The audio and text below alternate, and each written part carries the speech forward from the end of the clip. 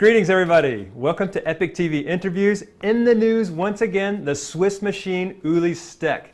Now you probably remember the last time we spoke with Ueli, he had just summited Everest solo and without oxygen. It was an amazing feat. You probably also remember him for putting up speed records on the three great north faces of the Alps, the Grand Juras, the Matterhorn, the Eiger. Well, this time he's gone and he has climbed three major peaks in Switzerland in less than 12 hours. He did it before in 2004, I believe. Let's see, 2006, something like this. Anyway, in 25 hours. So he's taken less than half the time that he did it before, and he did it in a really unique way. We're going to give him a call and find out more about how he did it.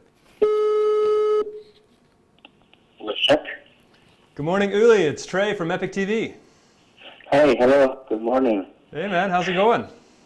Good, good. You? Good, good. Hey, congratulations on the three peaks in Switzerland, the Eiger, the Jungfrau, and the Mönch. Thanks. Now, if I understand correctly, I believe in 2004, you and Stefan Sigris climbed these three peaks in a really quick 25 hours.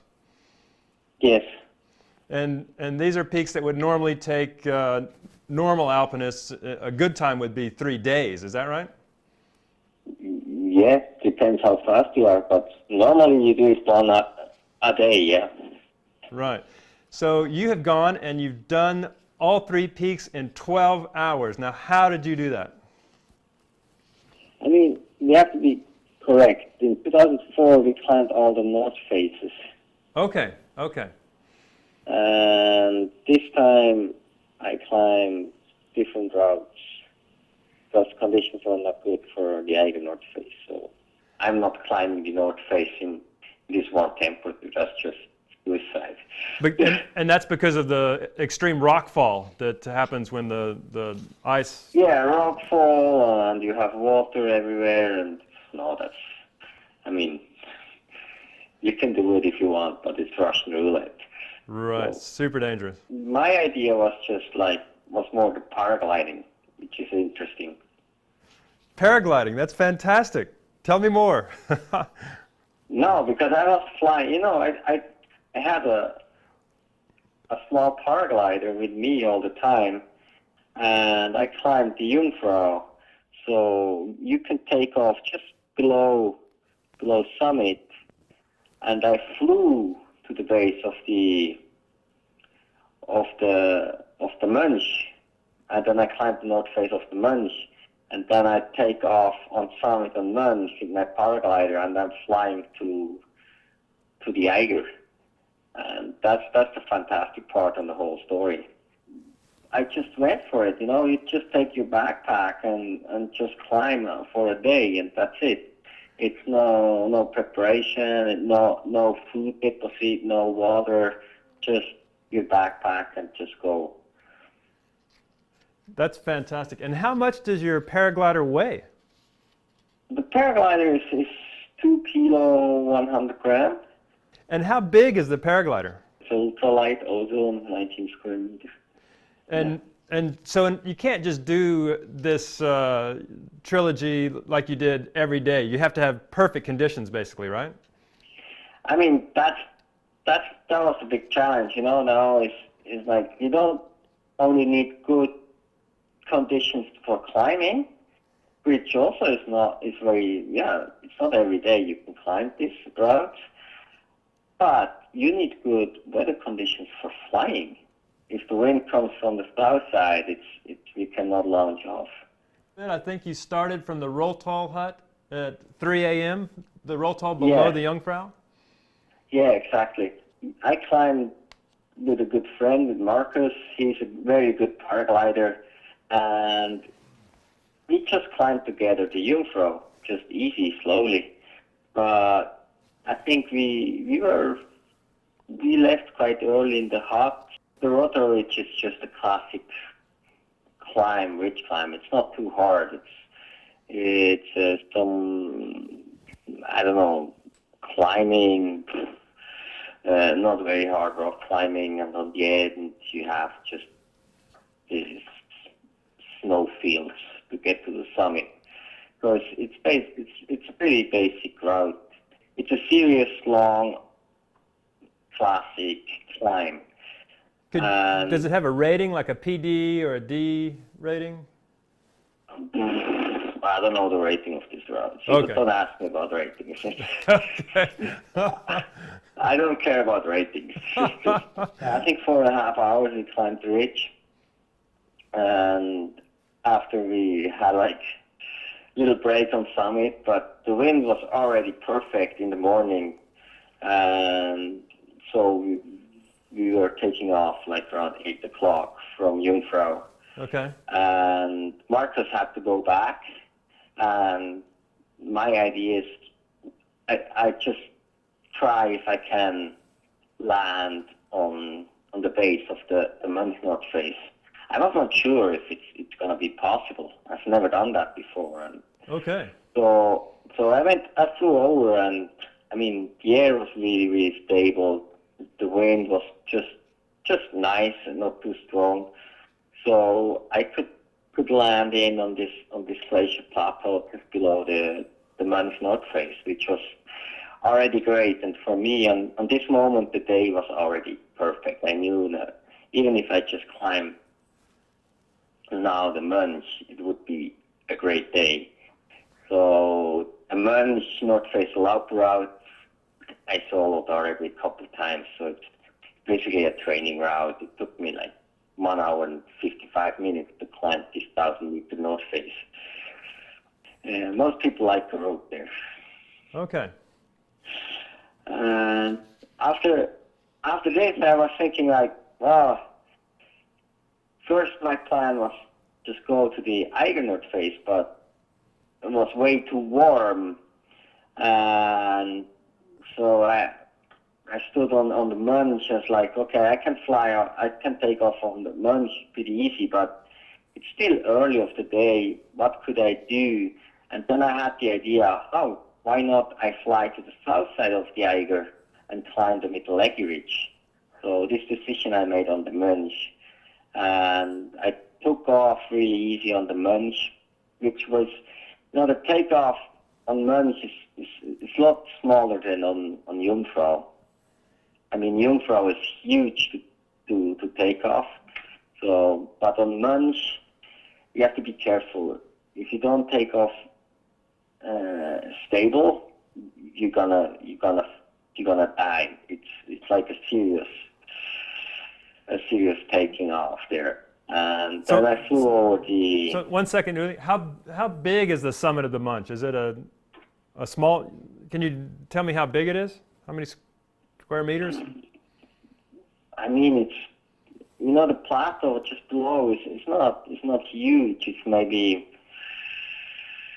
15 meters wide. Okay. But 15 meters, to take off, it's not much. No, not at all.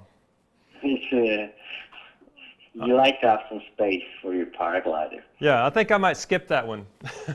Then I flew over the Eiger Col to the south side of the Eiger, and I landed on Eismeer.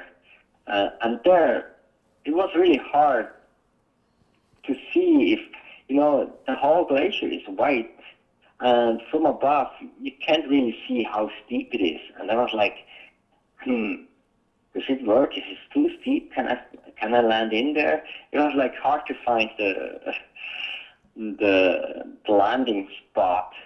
So I decided to land a little bit further down where I was sure it's a flat space and there are no crevasses.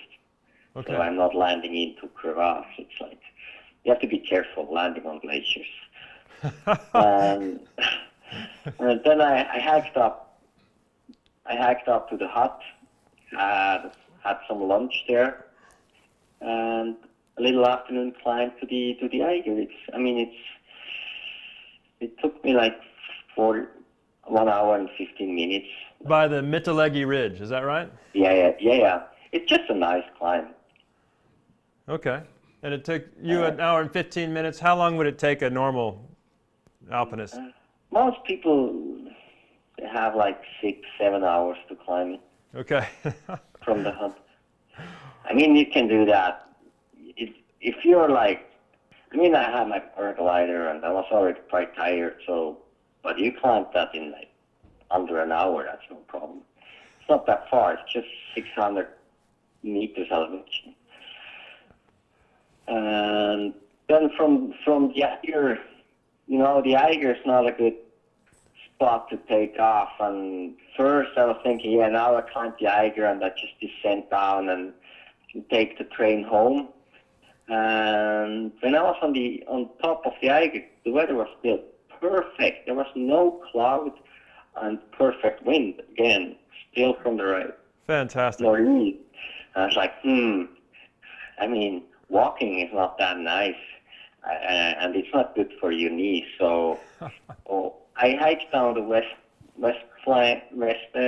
face, and just on Geneva Spur, I found a really good spot to lounge off, and just taking off on Geneva Spur, and I flew all the way down to Lauterbrunnen, and it was quite, you know, I taking off on Geneva Spur, and my idea was I just want to go down to my car and have some food, but the thermics were so good this afternoon. I had really a hard time to get down. So you don't have an emergency parachute, but you just want to fly down. But now, I mean, I just went up.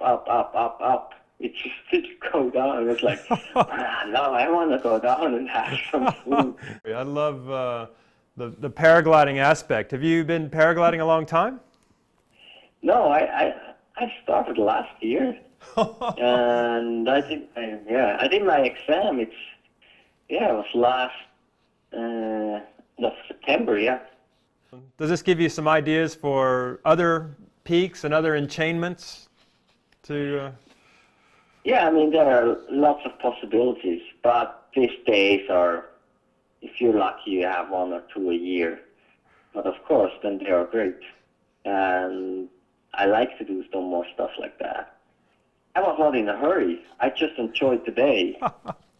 It was not like when I left in the morning. It was not like leaving for a big mission and just do as much as you can. It was like, yeah, I just go have fun climbing. I left with Markus. He's not fast. We just had a good climb up there to Jungfrau, and then okay, let's see if I can go to Mönch. And it was one of these days. It was not like, okay, I'm on a mission, I have to move on, you know. Outstanding. That's such a great story. Such a great day. What was the best part of the day for you? For me, the part of flying was the best part of it, because, you know, for me, that's something new. I mean, climbing these routes, even without the rope, it's like, yeah, that's nothing special for me anymore. That's like, okay, you just do it. But the flying part, sometimes I was like, okay, I hope it's going to work, you know. I hope, conditions are the right way and I don't fuck up the launch off. And for me, it's always like just taking off and just, you know, this moment you just feel, okay, now I'm in the air. It's like, they were the best moments of the whole day. Well, once again, congratulations. Thanks for speaking with us, and we look forward to hearing about your next big event. I do my best. All right. Thanks, Ueli. Okay, thanks. Have a great day. All right, you too. Bye-bye. So there you have it, ladies and gentlemen. Ueli Steck, complete nutter. Actually, not a complete nutter. He's totally on top of what he's doing. He's completely dialed in. What an amazing guy. That's our show for today. We'll see you next time.